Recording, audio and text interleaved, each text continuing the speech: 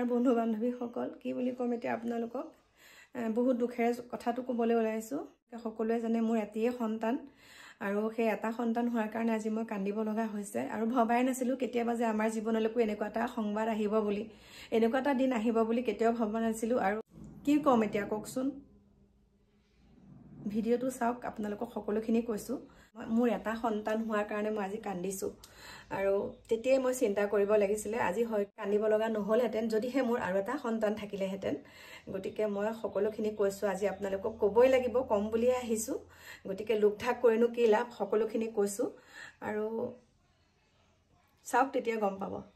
নমস্কাৰ মোৰ প্ৰিয় বন্ধু বান্ধৱীসকল আপোনালোকক এটা কথা বহুত দুখেৰে জনাবলৈ ওলাইছো আজি মই আৰু মোৰ মানুহজন বহুতে দুখিত মানে এটা কাৰণে দুখিত আমাৰ এটাই সন্তান সেইকাৰণে আমি বহুত দুখিত আৰু তেতিয়াই আমি মানে একো চিন্তা কৰা নাছিলো মানে এটা সন্তানে হ'ব বুলি ভাবিছিলো আৰু যেহেতুকে সেইকণ সময়ত অকণমান আমি প্ৰস্তুতো নাছিলো মানে আৰু এটা সন্তান লাগে বুলি সেইকাৰণে কিন্তু আজি আমি কান্দিব লগা হৈছে দুয়োজনে কান্দিব লগা হৈছে বহুত দুখ লাগিছে একদম মানে সঁচাই আৰু সেই কথাটোত এতিয়া মানে বেলেগক দুখ দিও লাভ নাই বেলেগক বুলি কি বুলি কম মানে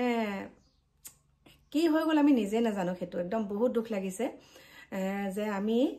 এটা সন্তান কিয় জন্ম দিছিলো আজি সেইটো কথাৰ কাৰণে আমি কান্দিব লগা হৈছে আৰু যেতিয়া সেই কথাটো কওঁ কাকুৱে মানে কাকু আগত কওঁ যে তোমাৰ ভাইটিও নাই বা ভন্টিও নাই বা বাও নাই এনেকে তাক কওঁ কিন্তু আমি যদি অকণমান তেতিয়াই ভালকে চিন্তা কৰাহেঁতেন আজি এনেকুৱাখিনি পৰিস্থিতি কেতিয়াও নাহে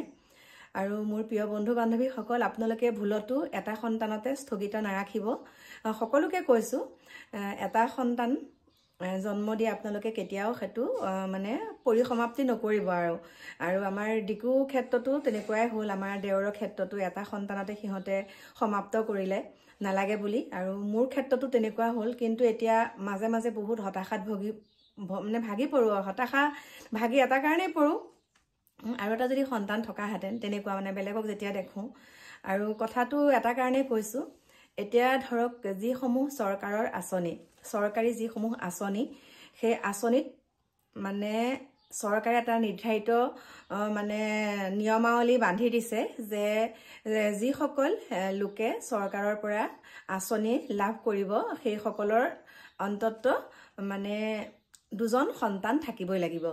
আৰু সেইটো পাই আমি এটা বঞ্চিত দুজন সন্তান আমাৰ থকা নাইকে সেইটো বঞ্চিত সেইটো কাৰণে দুখ লাগিছে তাৰ পাছতে হৈছে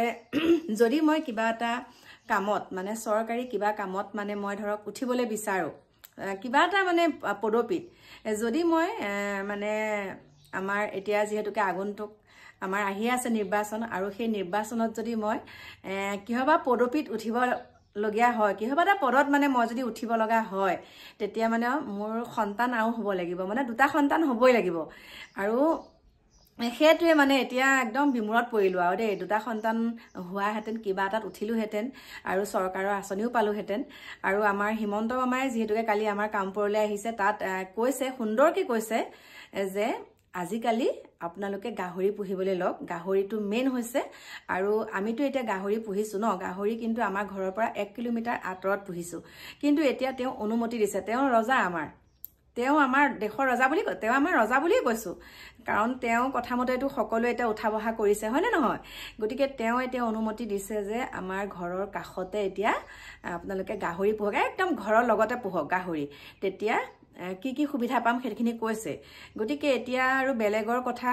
ভাবি পেলাই লাভ নাই মামাই যিহেতুকে অনুমতি দিছে সেই কাৰণে এতিয়া মই ব্ৰইলাৰ ফাৰ্মখন ক'ত বনাইছো সেইটো আপোনালোকক দেখাম মানে একে লগলে লৈ আহিলো আৰু 1 কিলোমিটাৰ আঁতৰত নহয় এতিয়া মোৰ ঘৰতে মই এতিয়া ব্ৰইলাৰ ফাৰ্মখন দিয়া সিদ্ধান্ত লৈছো বুলি ভাবিছে নেকি সেইটো কেতিয়াও নহয় আৰু এনেকুৱাকে কৈছে মামাই যে যদি আপুনি গাহৰি পোহে তেনেহলে আপোনাৰ মাটি কোনো দখল কৰিব নোৱাৰে কেনেকুৱা ধৰণৰ কথাবোৰ আপোনালোকে কমেন্ট কৰিবচোন আৰু মই যে কৈছো এটা সন্তান হোৱা লোকে চৰকাৰী আঁচনি নাপায় বুলি সেইটো আসলতে মামাই কোৱা কাৰণেহে কৈছো আমি দুখিত নহয় ভগৱানে যিটো দিছে আমি হেতুতে সন্তুষ্টি আৰু কৈছো কথাটো মানে আপোনালোকক আৰু কি বুলি নকম মানে এনেকুৱা ধৰণৰ কিছুমান তুলুঙা মন্তব্য দিলেও ভাল নালাগে আপোনালোকেতো গম পাই আছে ন আৰু কিছুমান ক্ষেত্ৰত ভাল লাগে, কিছুমান ক্ষেত্ৰত গ্ৰহণ কৰিব পৰা নহয়। গতিকে আৰু তথাপিতো মোৰ ফালৰ পৰা আপোনালোকক কৈছোঁ, আপোনালোকে সময় থাকোঁতে দুটি সন্তানৰ আপোনালোকে চিন্তা কৰিব।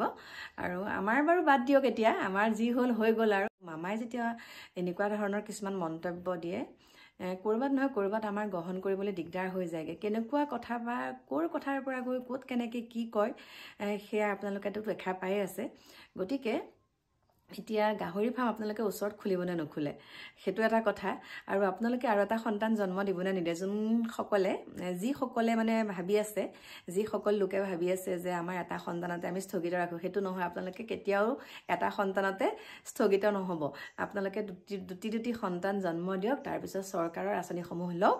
আৰু মইহে এতিয়া পস্তাইছোঁ, আৰু কি বুলি ক'ম আৰু।